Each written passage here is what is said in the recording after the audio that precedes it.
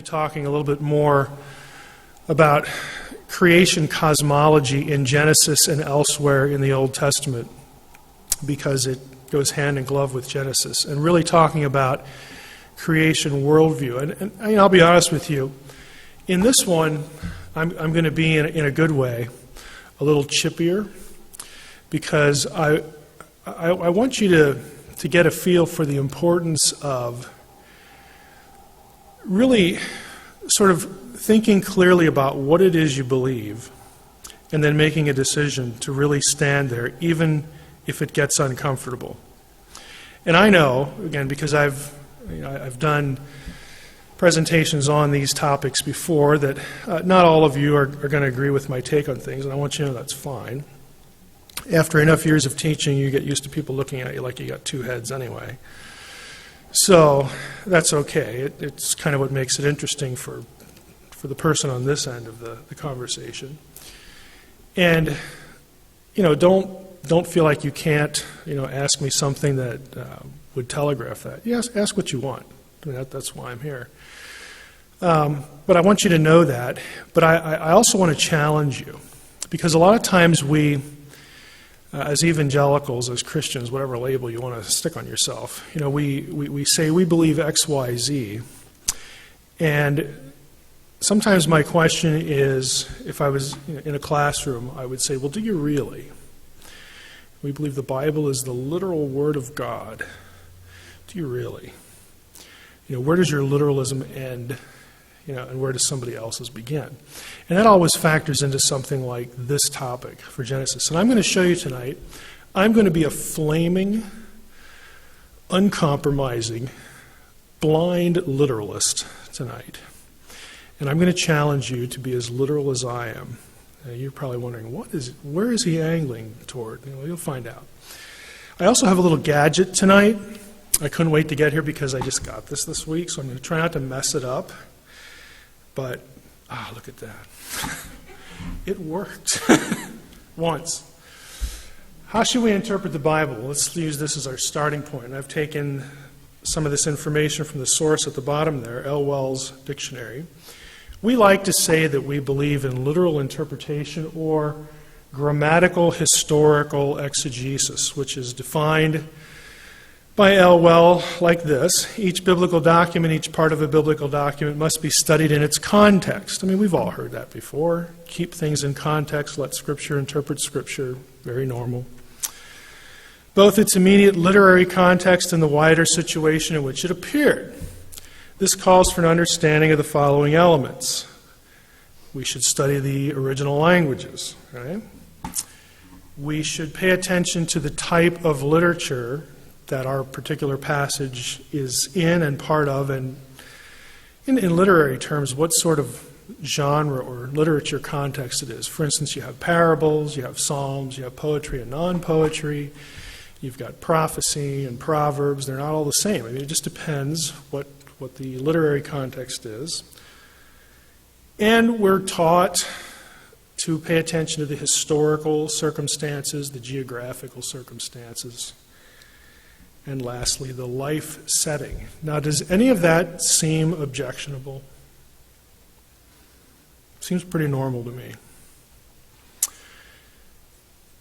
When we say we practice this kind of interpretation, we are supposedly saying, and I'm going to ask how serious we are about it, that we need to contextualize the Bible in its original context as best we can, and then go from there. Now, what that means is this. And this, to me, these are obvious things. I think they'll be obvious to you, but they might feel a little uncomfortable. If you're going to affirm grammatical, historical interpretation, then you can't affirm certain things. The context for understanding Genesis is not the Roman Catholic Church. Now, I bring the Catholic Church into this because they've been the dominant group historically. They have their own teaching magisterium. In other words, that guides the interpretation of the church, a select group of individuals. And in a broad Christian audience, they are in large part what we think of as church tradition, whether we like Catholicism or not, whether we agree with its doctrines or not. They've molded tradition. But that isn't the context for the Bible or for Genesis. Neither is the Protestant Reformation. Luther and Calvin were wonderful men used by God. They are not the context for Genesis. They are quite far removed from Genesis. Okay, so we can refer to them, see what they said, but their decisions on things should not be considered binding in any way because they're just divorced from the context. Now, they might have insight into the context. That's why you read these guys. But the problem with the Catholic Church, Protestant Reformation, and everything else I'm going to put up here is that because of historical circumstances, they lacked a lot of information that we are fortunate enough, really burdened with today. All this stuff we think about, comparative material like Egyptian sites and archaeology and language and Mesopotamia and the surrounding nations of Canaan, all these languages, and they give us insight into cultural customs and religion and history. They had zero. They had none of that. Because it wasn't deciphered until the late 1800s. Some of it wasn't even discovered until the 20th century. They had nothing like that. They're just winging it. Okay? And that's through no problem with their own scholarship. It's just their context. It's quite different. 20th and 21st century evangelicalism is also not the context for Genesis. We're even further removed. Okay? We have opinions because our thinking about Genesis has been historically conditioned by the things we have to deal with. Things like, I'll put this next one up, post-Darwinistic Christianity. The church has had to deal with Darwin. Okay? Mid-19th century, we have Darwin and his influence going on into the 20th century. Of course, it's still a dominant idea in the scientific community, and other areas as well.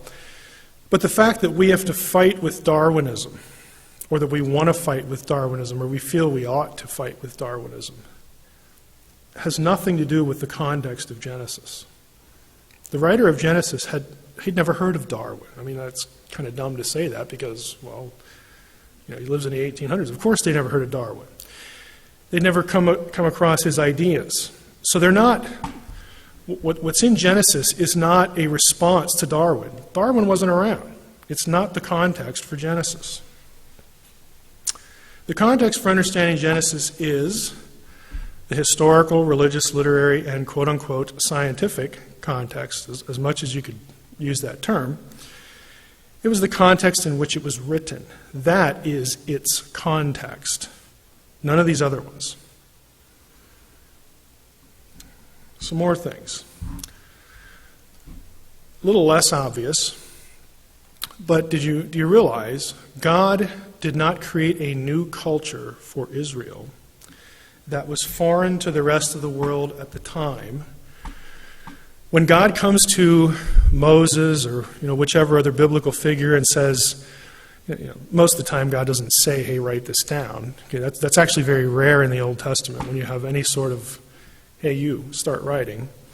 But when God moves people to record something that God knows, and maybe they knew, would wind up in a collection that was considered sacred, the Bible, God doesn't say to himself first, "Boy, I'd really like to tell them about how I made everything. But how do I do that? I mean, I've got to change the way they think. I've got to give them more information so that when I really give them the scientific details, they'll understand it." And not only that, but I have another problem. God says to himself in this imaginary conversation, even if I take the writer and make him super normal, superhuman, that I advance his brain, when I fill his brain with all this post-Darwinistic, because I know this guy Darwin's coming along, if I fill his brain with that and enable him to write in such a way that it will encompass and critique Darwin before Darwin's ever born, how is what he's writing going to be at all coherent to the people who read it, the people that I haven't advanced their brain? Okay, now that might seem like a trite description, But it's important. God doesn't change the writer and the original audience. He doesn't advance them scientifically to be able to produce a document that would have advanced scientific knowledge and description in it. He doesn't bother. Frankly, I'm of the opinion that if God came back today, if we didn't have a Bible and God said, hey, it's 21st century, I need to start taking these humans and having them write some things down. They're pretty good writers now, lots of different languages. So let's have them write some things down. I need a really smart guy to talk about creation. Hey, well, let's grab Stephen Hawking over there and have a conversation. It's still a waste of God's time. Because if God really told him all the details, it would be beyond Stephen Hawking's comprehension. Now, he might comprehend a little bit more than, the producers of the Old Testament, but God is still so far in advance of Stephen Hawking, whether Stephen Hawking likes to admit that or not, that it would really be a waste of God's time. God is perfectly capable of telling us exactly, with great precision, how everything worked at the beginning, how it was done. He's capable of communicating that. The conversation would be lost on us because our brains are just too puny. It's just, we're human, he's not. God also does not bother to change Israel's worldview. Okay, I don't need to give you a scientific advantage, but I do need to correct some things about your culture that I really don't like, that don't seem really fair or pardon the expression, kosher. I really need to change a few things, and then I'll give you the Torah. And those things that could be potentially objectionable down the line, eons and millennia from now, will be weeded out. Things like in the Old Testament law, that women could not inherit property. Okay, that's in there. Because that's a patriarchal culture. That's what the world of the Old Testament is. It's a patriarchal culture. God doesn't change the culture, clean it up first, and then say, now we can talk. He comes to people as they are, knowing what they know or what they don't know, and says, let's get something down here that you can understand. Not only you can understand, but that the people who read what you're going to produce, they'll understand it too. Because it's communicated in their language, in their worldview. They'll get it. Because I, as God, am choosing to come to this place at this time in history, to these people. That's God's decision. And now I'm going to start revealing who I am. God doesn't bother to clean up anybody's act. And that if we just realize that, there are a lot of things in the Old Testament that unbelievers object to, that you can really file under, why are you being critical of a document where, the Old Testament doesn't necessarily approve of a lot of these things. They just are, because that was their culture. They just are. So why, get apoplectic over it? God's revelation to Israel needed to be culturally decipherable. They had to get it. They had to understand it. It also had to be culturally consistent. In other words, God couldn't fill the Old Testament with things that were foreign to the culture to whom he was communicating, or else they would go, what? What's up with that? I don't understand any of it. This is supposed to be revelation from God. Well, doesn't God know who I am? I don't get this stuff. No, in their original context, they get it. Because he, again, is choosing the time, the place, the circumstance, the people to communicate something to. Now, how many of these things do you believe? Let me just give you a list without commentary here or much commentary. Yes, I know the terms are subject to definition, but work with me, people, okay? Inspiration and inerrancy. People want to quibble about what do you mean, what do you don't mean. Just take the terms, okay? Would you affirm them or not? Would you affirm the idea that God communicated through people just as where they were? In other words, God acts in time.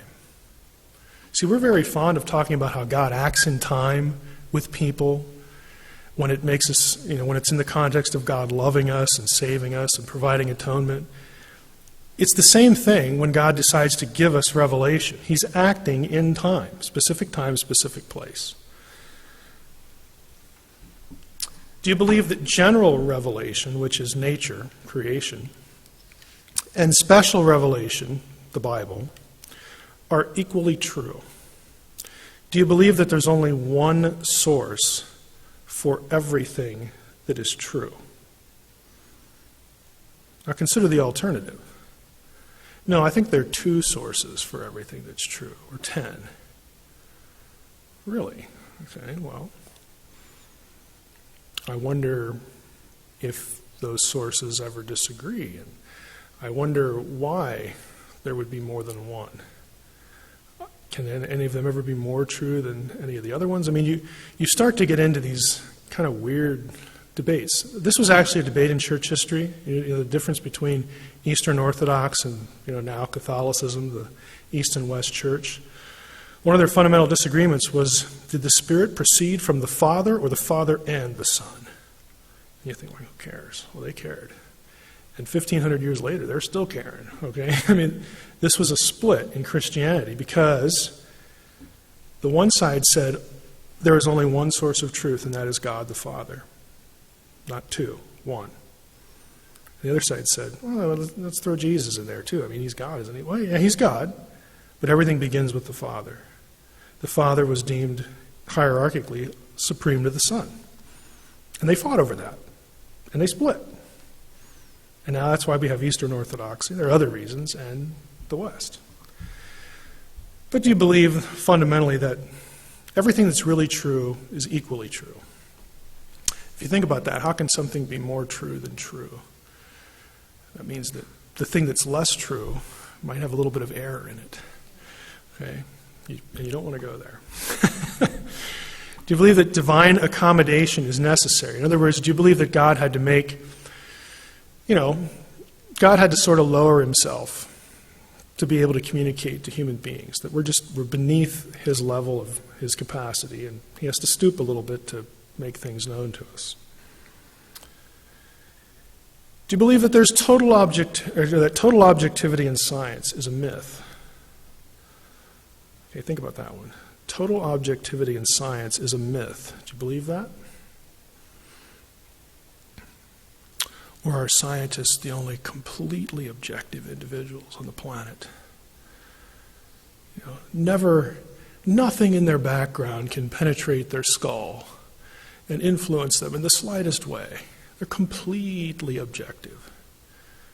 I would say that they're not human if they want to claim that.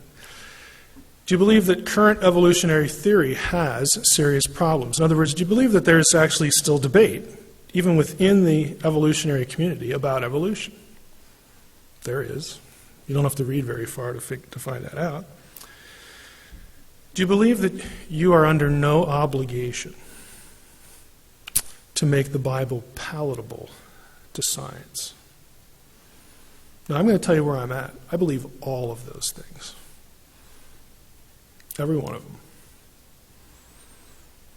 And if you think about the list, they sort of create ramifications for each other in certain ways. You don't have to give me an answer, but I want you to think about it. Do you believe some or all of these things? Now, since I do believe all of these things, I think that it is a myth that scientists can claim to be totally objective.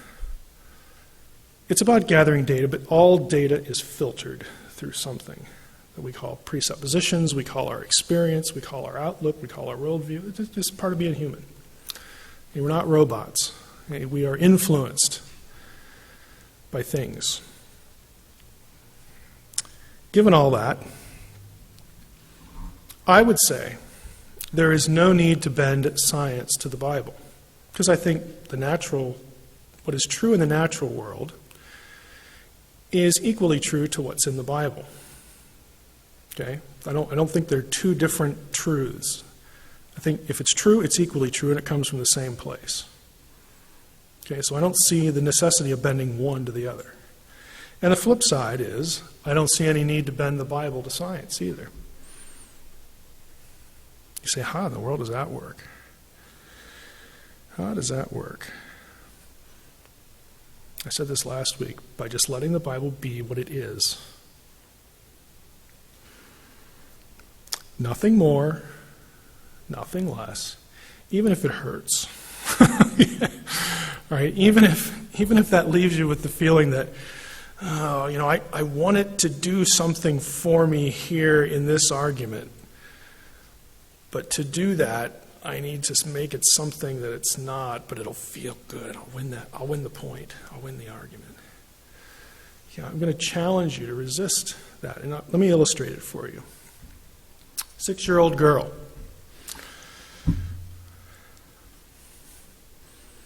God made my baby brother. A scientist comes along and says, no, he didn't. Your mommy and daddy did. Who's right?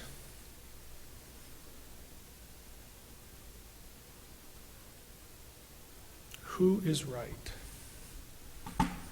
Now I am going to ask for hands. Who's right? How many says the 6-year-old girl? So you're going to cheat now. How many says the scientist? Okay, both. How many say both? Who's wrong? Well, the scientist where he says no, he didn't. Is he wrong? Is the scientist wrong to say that God didn't make your baby brother? How many would say, yeah, they're both right, but the scientist is wrong too? Is the 6-year-old girl wrong?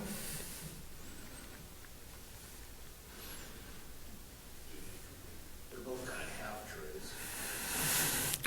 They're both right, and they're both wrong. But why can we look at that and up here parse that successfully?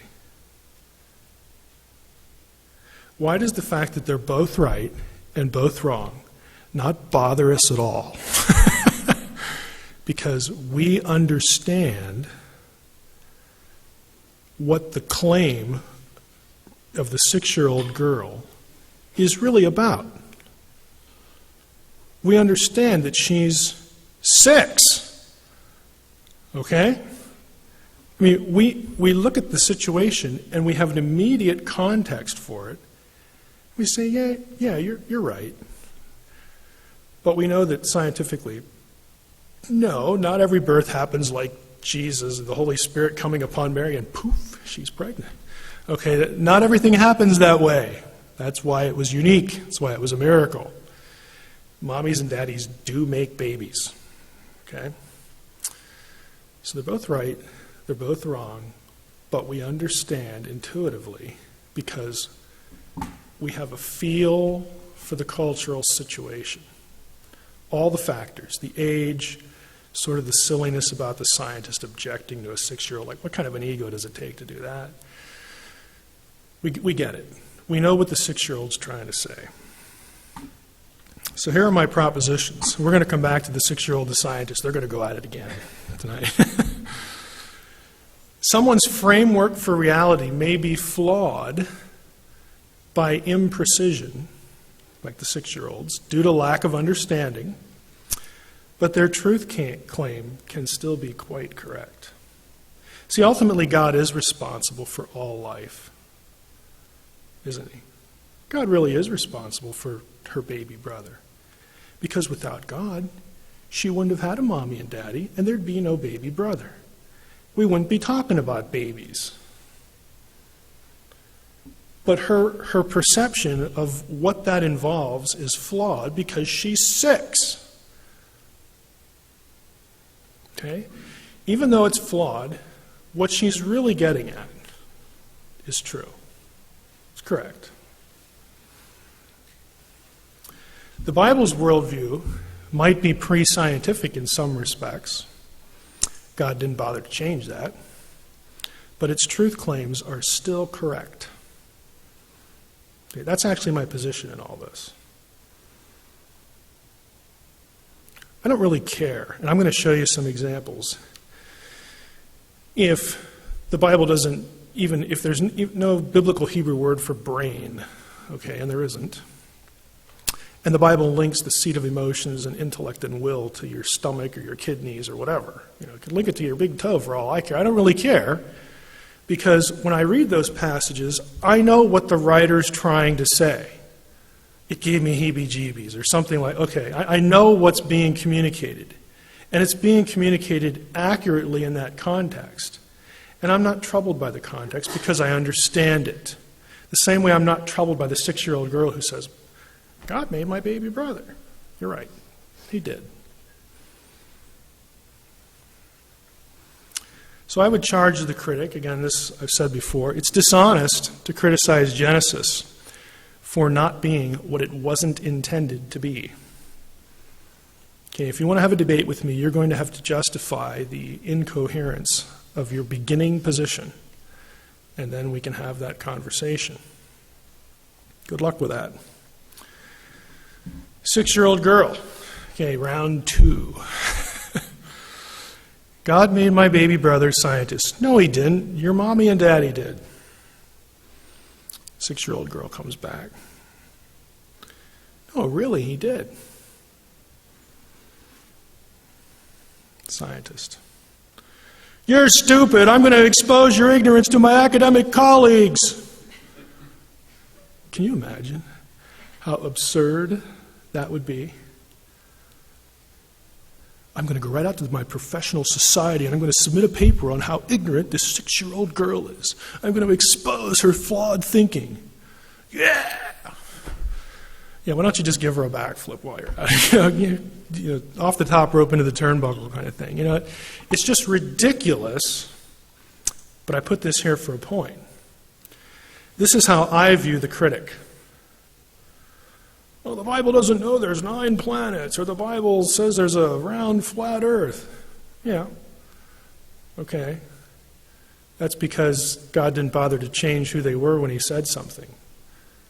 Okay, is there any problem with, you go through the whole thing about, it's really about, do you believe there's a God or not? And if you do, can he actually do anything? And then he's, for him to come back and say, and still go after it, I'm going to expose the fact that I'm mad at it for not being what it wasn't supposed to be to all my colleagues. Good luck with that. They're going to look at you like you're an idiot because what you just said sounds idiotic. It's like complaining to your scientific colleagues that your dog isn't a cat. Okay? It just doesn't make any sense. It's incoherent. It's a dumb way to argue because you're trying, again, to criticize something for not being what it never was intended to be. So I would suggest to the believer, it's unwise to make Genesis something it isn't, to protect it from the critic. Folks, it's the Word of God. It doesn't need you to protect it. I know that hurts because I've said that to myself. I know that just sort of chops you down a little bit. But it's true. It doesn't need to be protected. It will still be here long after we're all gone. And a new round of people will be there to criticize it afresh. And after they're gone, it'll still be there. It doesn't need you, even though we really want to do that. Because when you do that, it only makes the critic think that their criticism is valid. It fails to call them on the carpet for their own dishonesty. In other words, if you accept the way they frame the argument, they're never going to learn how dumb their position is. Because you're going to keep it alive for them instead of killing it on the spot. Back to our 6-year-old girl. God made my baby brother. No, he didn't. Your mommy and daddy did. New character, 6-year-old's mom. Now she's really mad now. Mom comes along and says, and put yourself in the place of mom. Okay, pretend the Bible is the 6-year-old girl, and the scientist is the critic, and you're the mom. You're gonna step in now to defend it. You're gonna try to make it something it's not because you want to protect it. Trust her. She watches Baby Einstein. She's smart. You can believe her. The scientist comes back because you've just played in. You've just accepted the game. Well, I guess she missed the episode on where babies come from. He leaves thinking, boy, I nailed her. I nailed them both. I'm going to expose them both to my colleagues now. When the whole debate is just nonsense. But by stepping to the plate, you allowed the antagonist to frame the discussion. And I'm challenging you to not do that. And here's why. We're going to talk about Israelite worldview tonight, and I'm going to suggest that you're dealing with ancient people and ancient thinking. And here's a proposition for you. If the material of Genesis is incomprehensible to its original audience, in other words, if it's really a science book that's capable of articulating science the way we know it today, if that's really what Genesis is about, then it's not Revelation, because it would be completely incomprehensible to its original audience, because God didn't bother to give them all 21st century brains. Examples. Now, Proverbs 23:16, I have here, seat of thought and emotions, the kidneys or the intestines. And I want to show you something. I don't have, this particular laptop doesn't have my software on it, so I'm kind of stuck. Don't report me, Bradley. And I needed an interlinear, so I'm not using Biblia. All right? If it has an interlinear, please let me know. Proverbs 23:16 here. Let's scroll a little bit. It's a little awkward here. This is King James. Yea, my reins, again, that's the word for kidneys in ESV or other translations, shall rejoice when thy lips speak right things. Now, the word for reins or kidneys is kalyotav. If I actually clicked on that, I want you to just see one thing here. I'm not going to kill you with screenshots here. This is the word that elsewhere is translated plainly as kidneys. This is the word for the thing out of the carcass of the sacrifice that you take out and burn. Okay, kidneys. It's the same word. So, again, there are lots of verses like this. You could just do a search on it. Is it scientific to say that your kidneys are the seat and thought of emotions? Well, no, it's not. And I've said before, again, that there's no word for brain in Hebrew, the Hebrew Bible. They don't have any idea what the brain does. It's pre-scientific. Here's another one. This one's kind of odd, you might think, but it's really interesting. I won't go there. I'll just rehearse the passage for you since you're not familiar with it. Human persons existing within one parent. Now, I believe that human life, personhood, begins at conception or fertilization. Okay, when the daddy part hits the mommy part and we have fertilization, that is the beginning of a person, a human being. Prior to that moment, no persons can exist in just one person, and especially they can't exist in the male. But that's precisely what Hebrews 7 says. This is the passage where it talks about Levi paying tithes to Melchizedek while still being in the loins of his father. I'm sorry, but scientifically speaking, Levi, the person, the individual, was not in the loins of his father. Okay, unless you want to believe, and there's even problems with this, Eastern thinking that there's just so many souls out there and they're floating around waiting for bodies. The problem with that is, in the Hebrew mind, a person is what? A person is the union of material and immaterial, the fusing of, for lack of a better term, body and soul.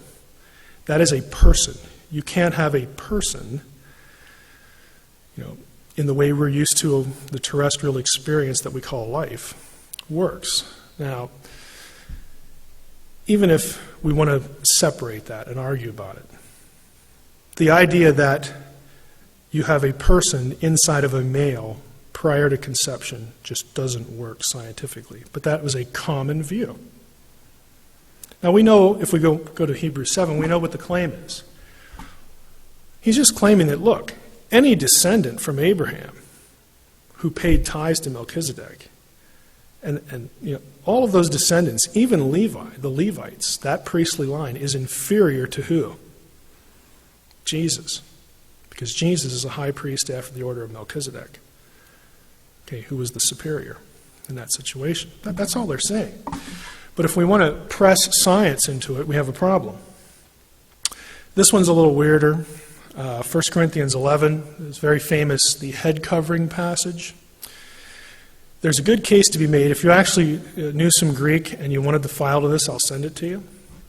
There's actually a good case to be made that the whole issue in 1 Corinthians 11 is the ancient belief that you can find in Greek medical texts, that the length of a woman's hair had something to do with fertility. It doesn't, okay? We know it doesn't, but they thought that there was an association there. Okay, some of the same terminology in that passage is found in Greek medical texts. The one I want to camp on is this one, Old Testament cosmology, because it relates to Genesis. The Old Testament shares terms and ideas with the ancient Near Eastern pagans. Again, we talked a little bit about this last week. This should not be a surprise because there are similarities between the conception of how the world that we experience was made that are shared with Israel's neighbors. We see these terms as metaphorical, the terms that I'm going to cover tonight. We look at them, when the Old Testament says something like that the sky is supported by pillars. Oh, that's just metaphorical. It's just poetic. To us it is, and you know why? Because we have a scientific worldview. That's why. They didn't. They were serious. No ancient person ever scaled a mountain. Do you realize that? Like the tall mountains? Because it takes oxygen, they freeze, all this kind of special equipment. There's no record that any of them ever did it.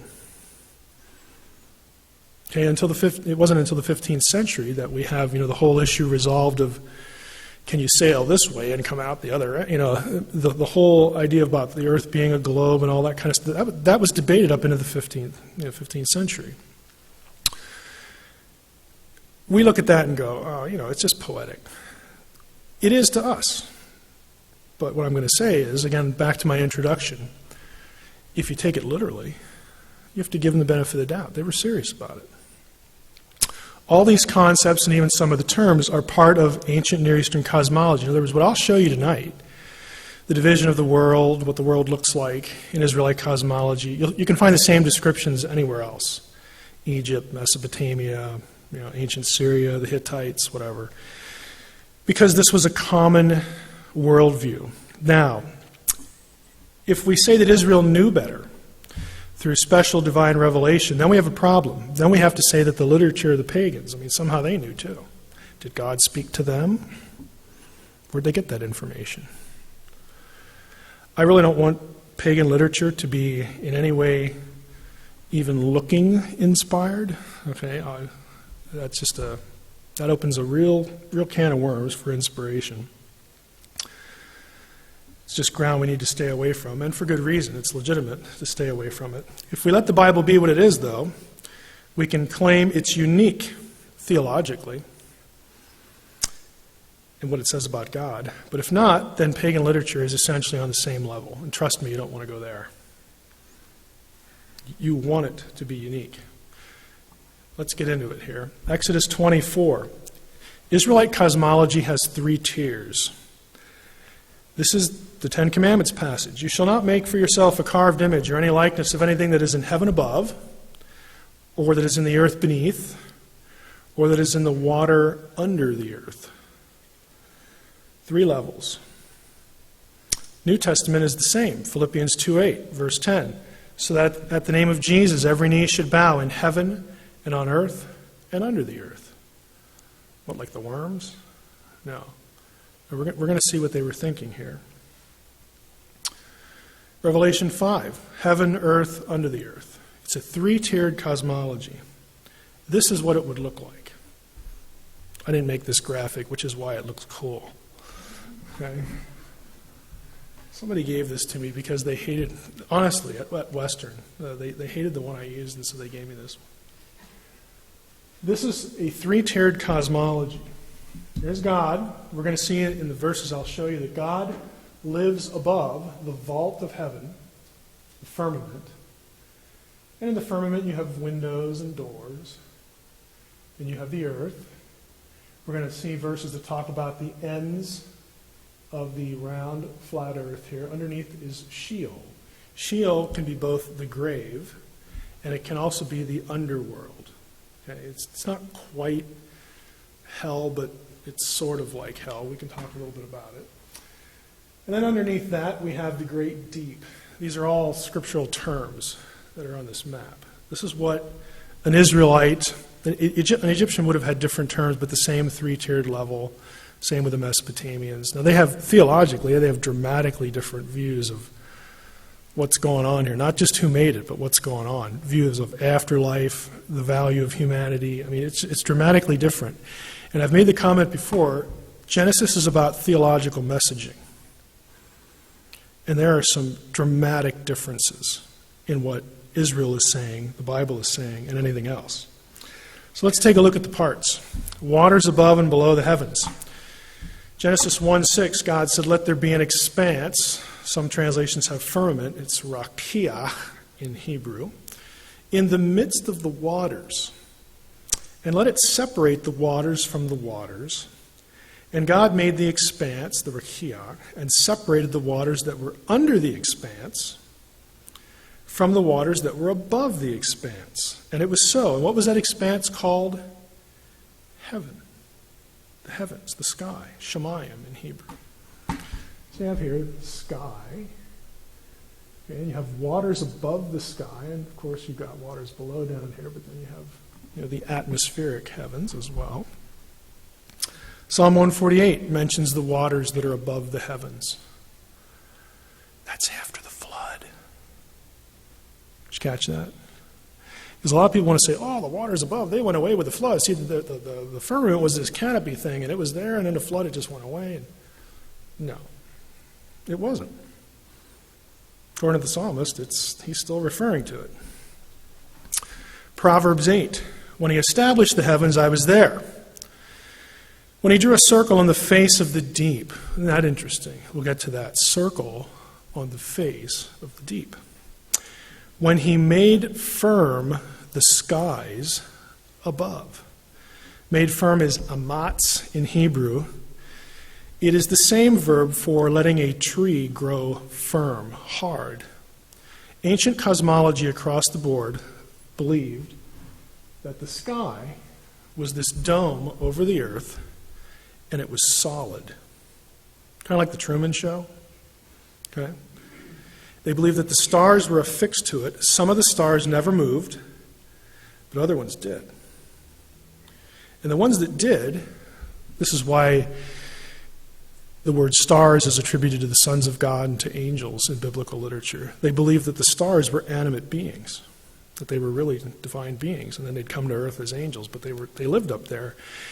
And those were the ones that moved. Why? Because movement shows what? If something moves, it's alive. Okay? Again, they can't take a rocket and go up and check it out. They believe that this is there's a solid expanse over them. Another passage.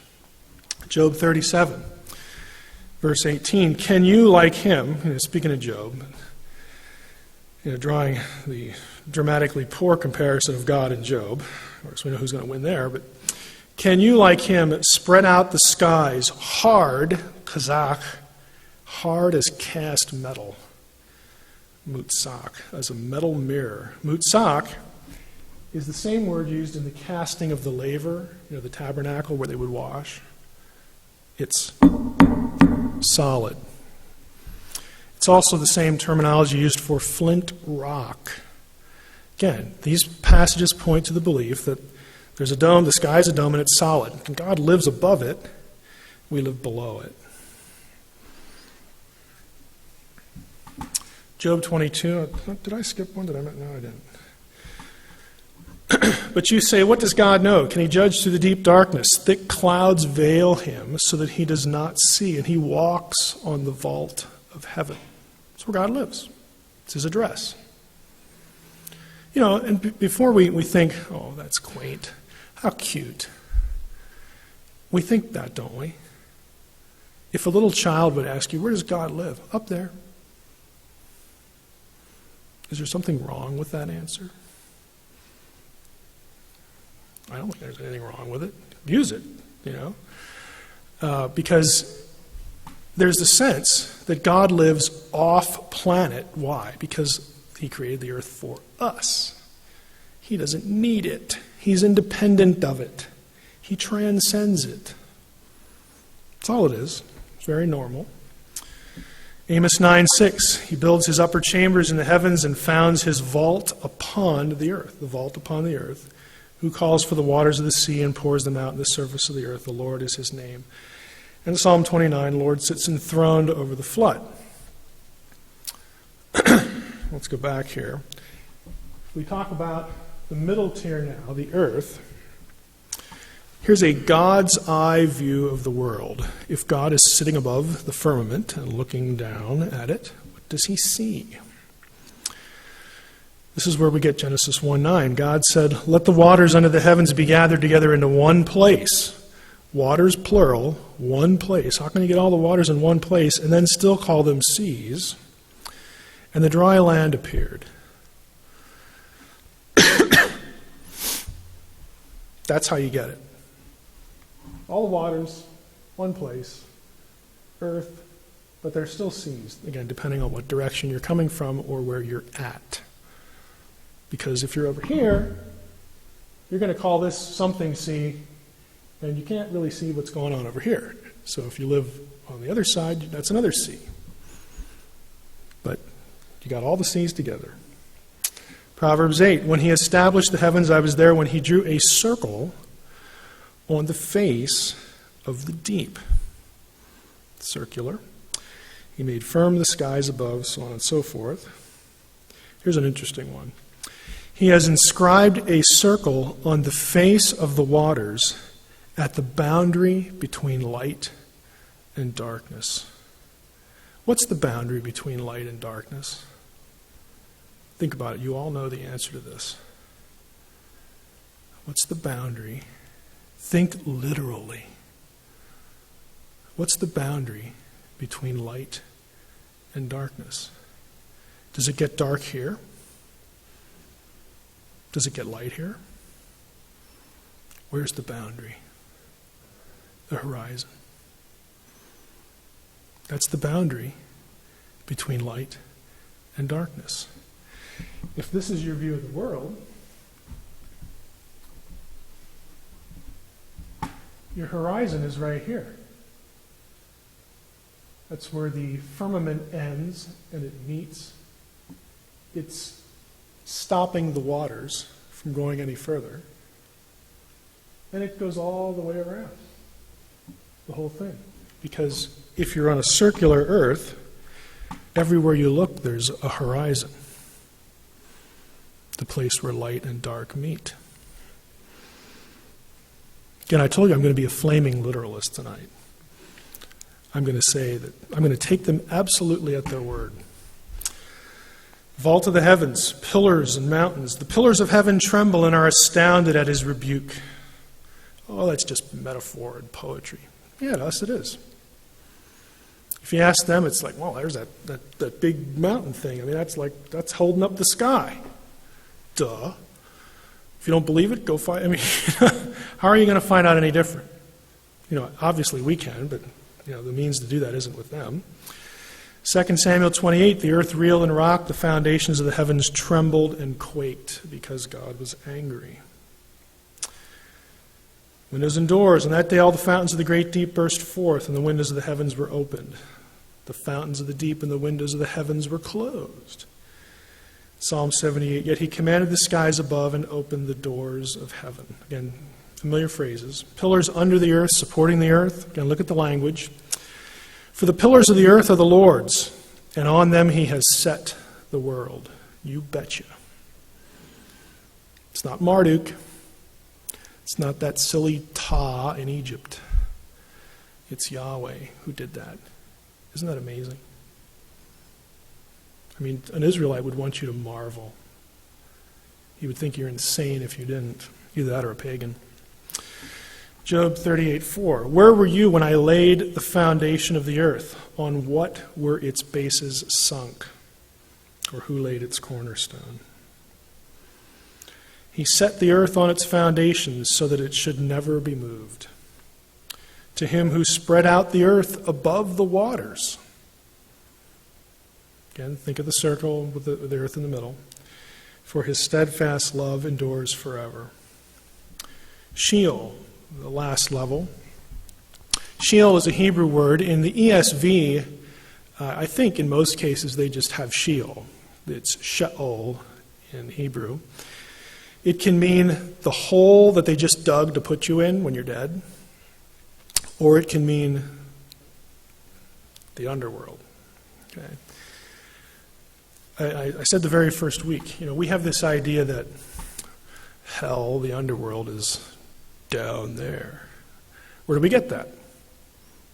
We get that from the Old Testament. Okay, that's just. Do you think hell has a latitude and a longitude?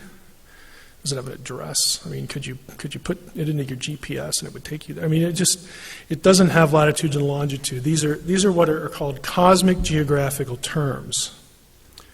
Heaven is where God is. It doesn't have a latitude and a longitude. But if you try to describe it, you're forced, because you live and you're limited by space and time, you're forced to use geographical language. Over there, up there, down here. He passed over what? Like, would I stumble on it if I came across? I mean, we use this language today. And we're forced to because we are not inhabitants of a non-physical reality. We're trapped into using this language about a place that doesn't have locality that our bodies can identify with. That's why we need new bodies, different bodies. Because if it's this one, we ain't getting there. Okay? We're just trapped. This is our existence. And they have the same problem in the Old Testament. Job 26:5, the dead, the word is Rephaim, tremble under the waters. The Rephaim were not so nice inhabitants of the underworld. Tremble under the waters. Sheol is under the waters. Sheol is naked before God, and Abaddon has no covering. Abaddon is another word. Again, that word comes up in Revelation for the destroyer, the pit. Okay? Sheol beneath is stirred up to meet you when you come. It rouses the shades, the Rephaim, to greet you, all who were leaders of the earth. It raises from their thrones all who were kings of the nations. Everyone righteous or wicked goes to Sheol. Everybody dies. Psalm 89, what man can live and never see death? Who can deliver his soul from the power of Sheol? Answer, nobody. Okay. Now the righteous went to Sheol. The hope of the righteous in the Old Testament was that they get to leave at some point to be with the Lord. Jacob goes there. I shall go down to Sheol to my son mourning. Hezekiah goes there. I'm consigned to the gates of Sheol for the rest of my years. See, when you went to Sheol, you were still alive. You were dead, but you're alive. Kind of like we think today, when people die, they're still alive. We use the same language because that's the language of Scripture. You still exist beyond your physical death. You're still alive, but you're there, some direction. Okay? Hezekiah is saying the same thing. David, certainly, I think he's going to be in heaven, but he goes to Sheol. Cords of Sheol entangled me, snares of death. Are you going to praise? Anybody going to praise you in Sheol? The cords of Sheol entangled me. The wicked also go there. They spend their days in prosperity, and in peace they go down to Sheol. Job's kind of ticked about that. They say to God, depart from us. We don't desire the knowledge of your ways. What's the Almighty, and why should we serve him? What profit do we get if we pray to him? They're obviously unbelievers, but they go to Sheol too. Everybody goes to Sheol. The hope is that you get out. Now, that is a very brief overview of Old Testament cosmology. And I'm coming back to this slide, but I think I'd kind of like to go back to, well, some of us won't have the context for it. Let's just end here. There is a passage, if any of you bring it up in Q&A, I have more slides about it, but I'm going to end here, that relates to cosmology that might have popped in your head as far as a question, dealing with the Earth's shape as well. But the message I want you to take away again is Genesis is about theological messaging. Just like with our illustration, we spent a long time leading up to the cosmology slides, the conversation between the 6-year-old and the scientist. When you accept the way that the critic frames the debate, you're not going to get very far. If you remember the conversation, the 6-year-old. God made my baby brother. And the scientist says, no, he didn't. Your mommy and daddy did. I asked you who was right. And we said, they're both right. Then I asked you who was wrong. And we said, they're both wrong. But we can parse that because we separate mentally the truth claim, the message, the assertion, the truth assertion being put out, and we immediately contextualize the person's worldview, and even if it's flawed like the 6-year-old's was, her point is still correct. And if we look at Genesis this way, it doesn't matter that Genesis is, and the rest of the Bible is littered with this kind of cosmological language because God didn't bother to change the culture. He could have if he wanted to. He didn't care. If he had cared, he would have done it. The only other conclusion is that he couldn't, and then you have a problem with omnipotence. Okay? God doesn't care. I'm coming to these people at this time, in this place. It's second millennium BC. They don't know it's BC yet because Jesus doesn't come. But it's a long time, okay, way, way, way, way back. And I'm going to give them a message, and they're going to do the best they can under my influence to express it. I'm going to watch as they write. If they goof up, I'm going to send somebody along, go fix that. If they didn't quite get it right, somebody will come along and clean that up a little bit. When it gets done with the process, God can look at this thing we call the Bible and say, good job, it's pretty good. I'm satisfied with that. But all of that content is fixed in a particular worldview that we don't have. Okay, we have to let it be what it is. And let God's decision to do it that way settle with us. And my challenge to you is try it. Okay, if you do that, you don't need to justify it to science. They need to justify why they're criticizing it for not being what it was never intended to be. And that would be an interesting conversation. Don't accept that the way they articulate the debate. So if you have any questions, we can jump into that. I really have no idea what time it is. Oh, not bad, because we started late. So that was about an hour. Anybody have any questions? Yes. No, you cannot play that thing again.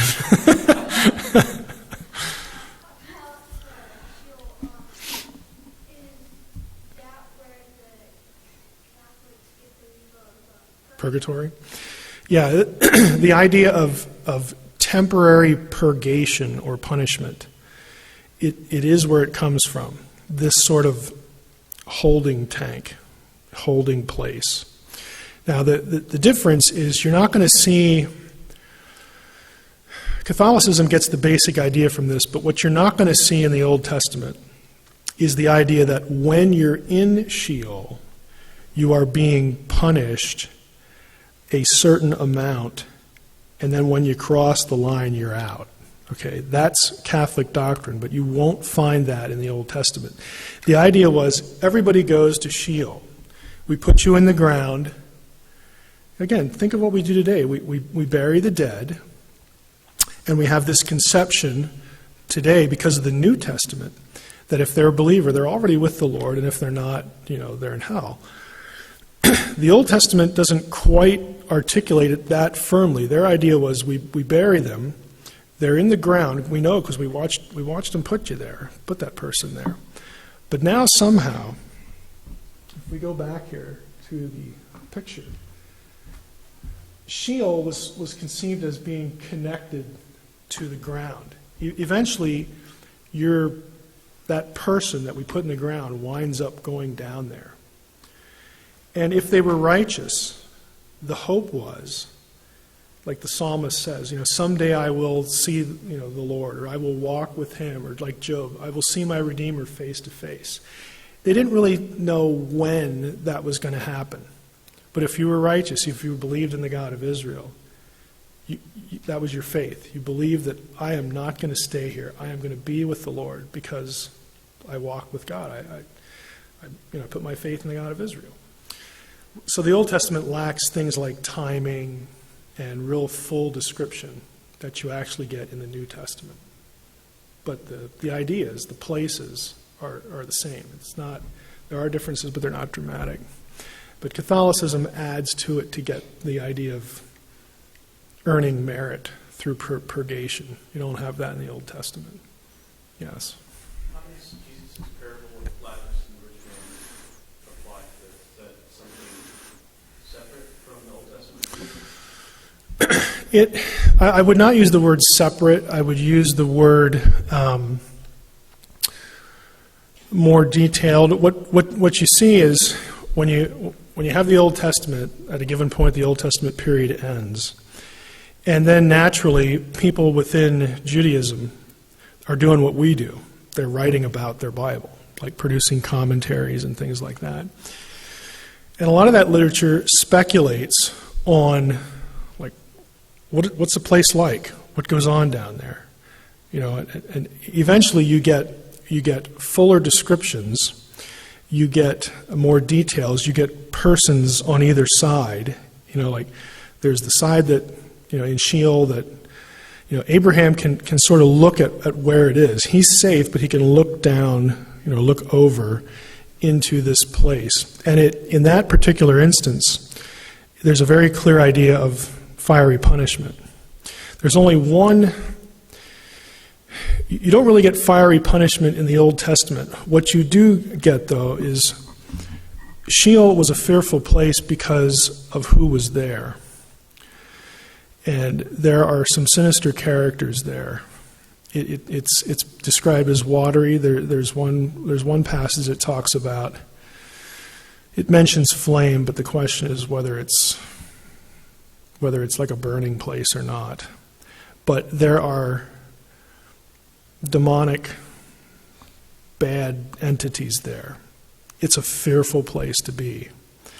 So it's definitely cast as the place that God isn't and that the bad things are.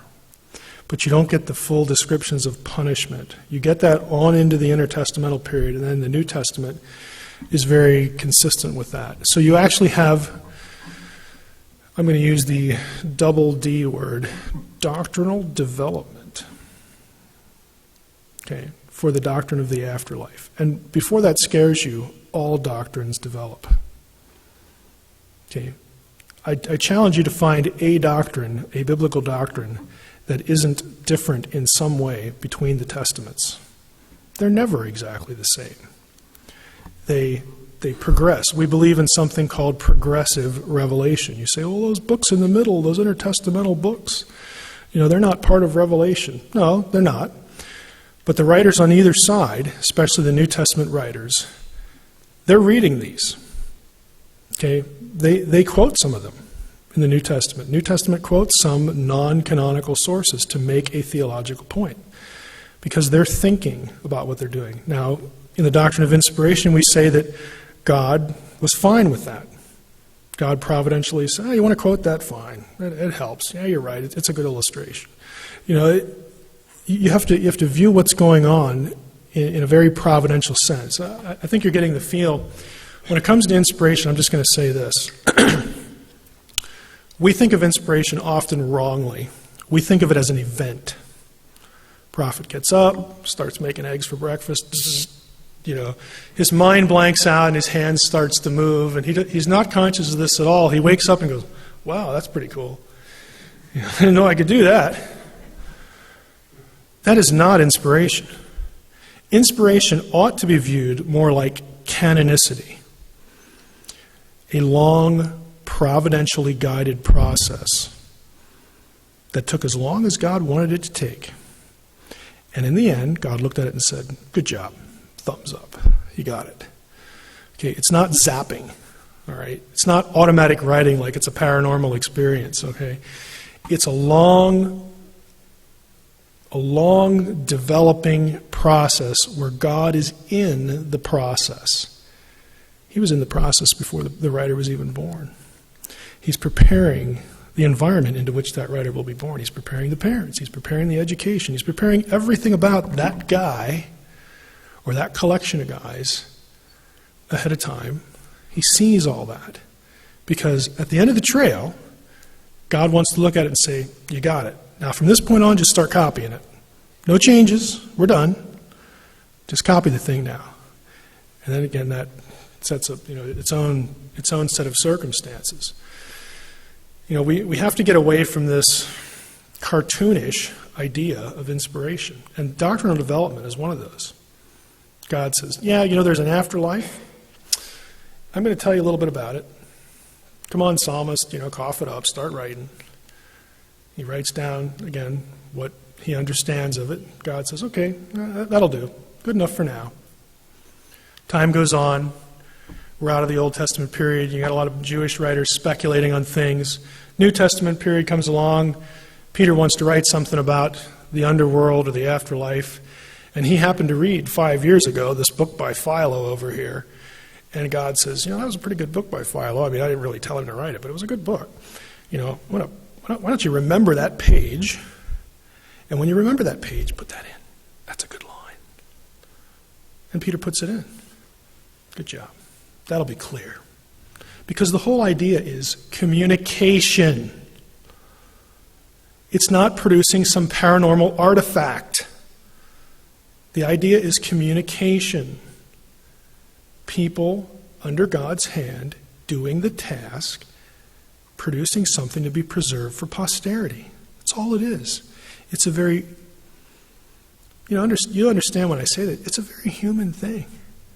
But God is in the process.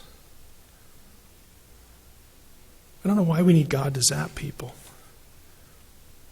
I just don't get it. I say that, and I know people living today need zaps. Because they know, honestly, they feel like they're not walking with God unless they get zapped. I'm not going to name any names. But you know what I'm talking about. Okay. God can't be real unless I'm zapped. Well, actually, he can. If you think a little bigger, he can. I went, sorry for that rabbit trail, but any other questions?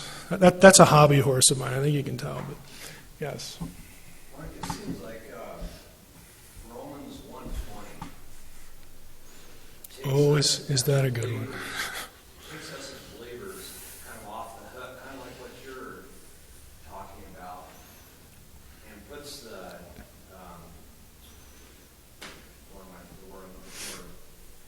it puts the burden on the unbeliever, because Paul's telling the Romans here that under the Romans that they're responsible for what they see. I mean, that's a pretty basic verse, and so to me it seems like what you're talking about here. That's right, that we don't need to be, some of these baseless arguments or whatever,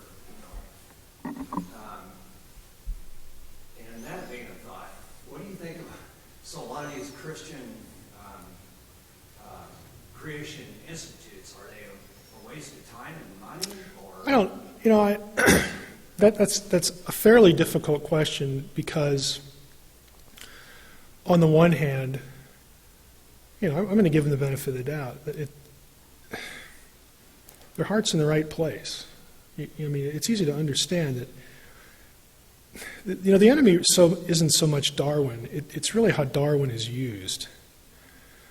Because I know plenty of Christians that could really care less about Darwin because, okay, if evolution's right, big deal. That's how God did it. What's the next topic? I mean, it's literally like that. And for them, the issue is the evil in Darwinism is the way it's used to not only divorce creation from God, but to kill God. So, in view of that is so prevalent today, if somebody wants to fight Darwinism, and that's what's in their crosshairs, I'm glad you're opposed to that. I'm opposed to it too. I'm wary of it for the reasons that we've been talking about the last couple of weeks. So, on matters like this, I have to give people the benefit of the doubt because I can't get into their heads. If they really feel led by God to do that work and to give to that work and to be involved in that, I'm going to let them go. Just, Lord bless you. What I want from you is for you to understand why I'm not. But I'm still on the same page. I mean, I still agree with your goal. And I'm your ally. Okay? If you want to look at me as the loyal opposition, you can. I mean, I'm no fan of evolution. I frankly have a hard time even caring about it, to be honest with you. And I think you can sort of tell why. But I would let them know that I'm friend, not foe. And if they're going to shoot at me for not being more friendly and not being militant, oh wow. And trust me, I do get shot at for that. But, I would never try to judge what someone feels is the Lord's work and sit in judgment on that and say that's not the Lord's work. I would hope that they would mature in ways that would just let us be at our respective places. I don't know if that helps, but that's just, where I'm at on that. Anybody else? Okay, I thought you were going to drift into somewhere else, and I'm not going to open a can of worms here because we need to go. But I'm going to yield to temptation a little bit. Go home. Read Romans 1:20, and then read Romans 10:18. And then look in the cross-reference in the margin of Romans 10:18. Paul is quoting Psalm 19, verse 4. And then ask yourself, what is he thinking? That'll entertain you for a moment.